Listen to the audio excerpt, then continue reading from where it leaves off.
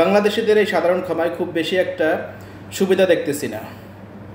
কারণ তামিম ক্লিয়ার করে দিবে, জরিমানা ক্লিয়ার করে দিবে, কিন্তু আপনি ভিসাটা যদি কোনো রেসিডেন্সিতে কনভার্ট করতে না পারেন তবে আপনার কোনো সুবিধা হচ্ছে না।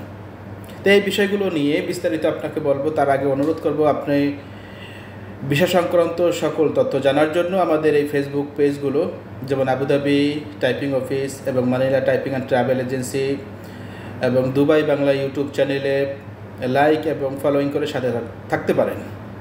আসি মূল বিষয়গুলো নিয়ে।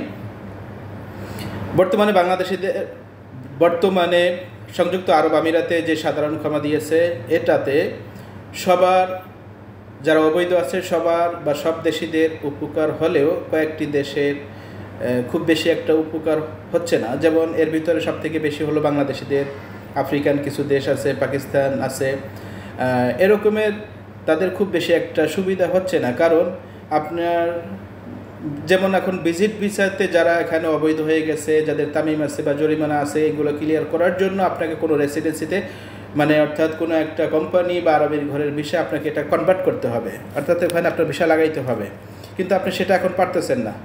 যার কারণের জন্য যে এই সুবিধাটা আপনি ভোগ করতে পারতেছেন না আপাতত দৃষ্টিতে। সামনে যদি খুলে সেটা হলো পরের কথা, আপাতত এটা খুব একটা সুবিধা দেখাচ্ছে না। আর ক্যান্সেল ভিসা থেকে এরকমের দুইটা একটা হইতে পারে। এরপরে অ্যাপ্রুভেল হওয়ার পরও দেখা যায় ভিসার সময় ক্যান্সেল করে, রিজেক্ট হয়ে যায়। লেবার অ্যাপ্রুভেল হওয়ার পরেও বাংলাদেশিদের ভিসা হওয়ার পরে ইন আউট করার পরে আপনি বুঝতে পারবেন যে আপনার ভিসাটা হয়েছে, এর আগে আপনি বুঝতে পারতেছেন না। এবং বাংলাদেশ থেকে আউট অফ কান্ট্রি থেকে, অর্থাৎ বাংলাদেশ থেকে যারা এখানে ফ্যামিলি ভিসা বা ভিজিট ভিসা বা হাই প্রফেশনের জন্য যে ভিসা অ্যাপ্লাই করবেন সেটা হচ্ছে না। এমনকি ফ্যামিলি ভিসাতে এখন পর্যন্ত আপাতত টাইপিং করাও যাচ্ছে না। তাই বলবো আপাতত দৃষ্টিতে খুব বেশি একটা সুবিধা হচ্ছে না। তবে যারা আউটপাস নিয়ে দেশে যেতে চান, যারা এখানে অবৈধ আছেন, তারা যেতে পারেন, এতটুকু। এটা তো আগেও এটা চালু ছিল। সাধারণ ক্ষমা যারা এখানে অবৈধ আছেন বৈধ হবেন, আপাতত সেরকমের কোনো সুযোগ সুবিধা দেখতেছি না।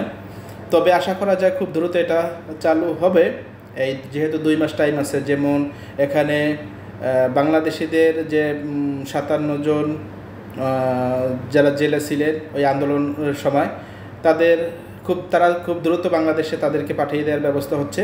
তো সুতরাং এরকম আস্তে আস্তে ধাপে ধাপে হয়তো বাংলাদেশিদের বিষয়টাও খুব তাড়াতাড়ি খুলবে, এই আশা আমরা রাখতে পারি।